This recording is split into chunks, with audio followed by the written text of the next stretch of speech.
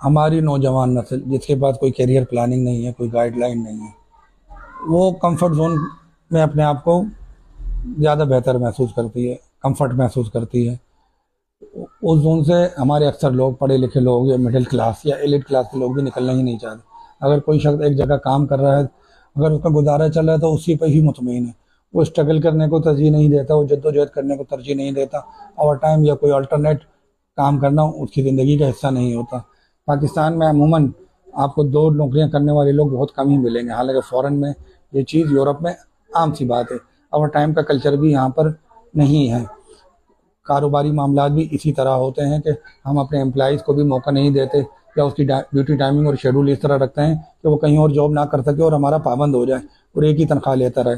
दुनिया में 4 घंटे, 2 घंटे, 6 घंटे की जॉब भी मिल जाती है और उसी हिसाब से उसको जितना उसने वक्त लगाया होता है, जो मार्केट वैल्यू होती है, उसी हिसाब से उसको पेमेंट दी जाती है। जबकि हमारे यहाँ ये वाला कल्चर और कॉन्सेप्ट नहीं है। ऐसा क्यों है? ये सवाल उठाना चाहिए सबको और पूछना चाहिए कि हम क्यों पीछे हैं इस हवाले से।